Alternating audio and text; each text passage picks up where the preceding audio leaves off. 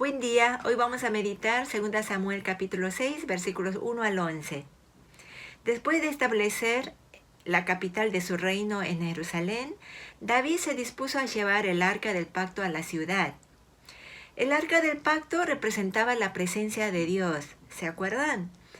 Y para David traer el arca a la ciudad era un importante paso hacia la provisión de un lugar principal de adoración para toda la nación. De esta manera uniría política y religiosamente a todo el pueblo de Israel.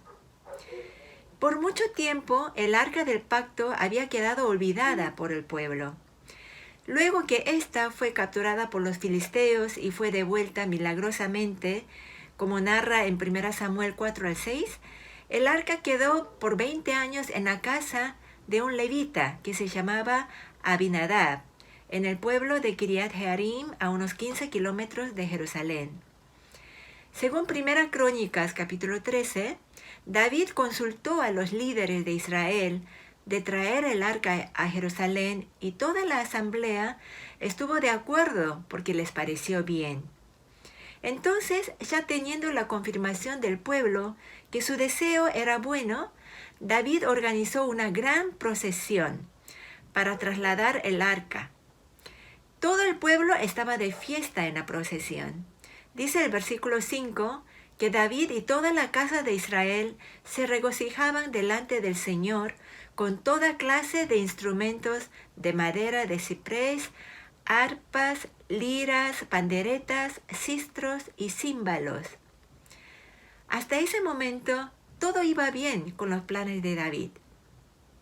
Pero entonces ocurre algo imprevisto. Dice el versículo 6, cuando llegaron a la era de Nacón, Usa extendió su mano al arca de Dios y la sujetó, porque los bueyes tropezaron.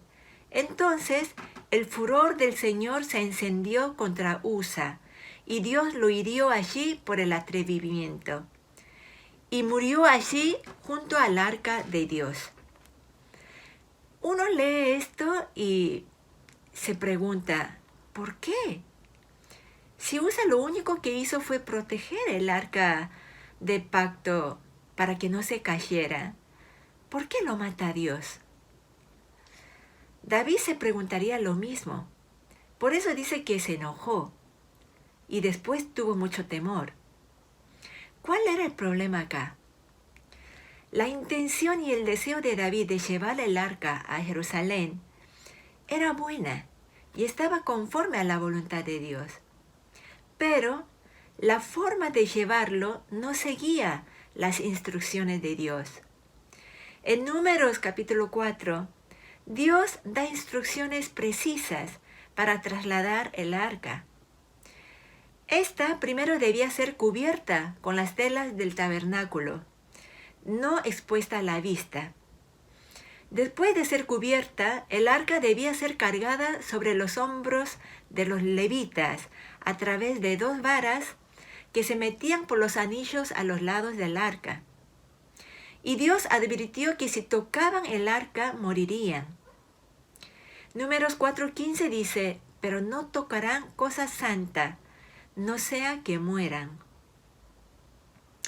Se supone que Usa era levita y debería saber estas instrucciones, pero parece que no le dio mucha importancia, ya que llevaron el arca en un carro al estilo de los filisteos. Me llama la atención que especifica que el carro era nuevo. David seguramente se equipó con lo mejor de esa época para trasladar el arca. Y meditando este pasaje me preguntaba si nosotros no cometemos el mismo error que ellos muchas veces. Pensamos que con equiparnos con la mejor tecnología, con el mejor equipo de los sonidos, con las mejores luces y pantallas, atraemos la presencia de Dios. Y hacemos todo sin consultar a Dios, dando por sentado que si el fin es adorar a Dios, todo está bien. Pero tengamos mucho cuidado, hermanos, porque el fin no justifica los medios. Y también tengamos mucho cuidado porque la adoración no se trata de lo que nos agrada a nosotros. Se trata de lo que le agrada a Dios. Hermanos, si queremos ser verdaderos adoradores de Dios, debemos conocer primero lo que le agrada a Dios. Y en la vida de fe, lo que cuenta no son las intenciones, sino la obediencia. Sobre todo cuando se trata de las cosas santas. Debemos tener mucho cuidado de hacer las cosas como Dios manda en su palabra. Termino con una pequeña reflexión que encontré en Facebook de un autor desconocido sobre la adoración.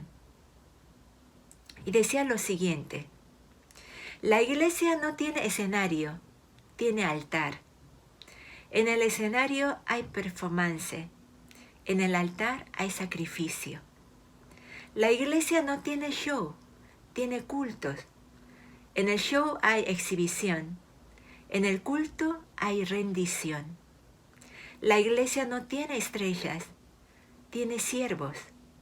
Las estrellas se lucen, los siervos obedecen. La iglesia no tiene fans, tiene discípulos. Los fans aplauden y adulan. Los discípulos aprenden y siguen. La iglesia no tiene público, tiene adoradores. Somos la iglesia y no asistimos a un culto. Sí ofrecemos un culto a Dios. El público asiste y reacciona. Los adoradores se postran y se rinden. Que Cristo sea sobre todo y en todos. Amén. Que el Señor los bendiga.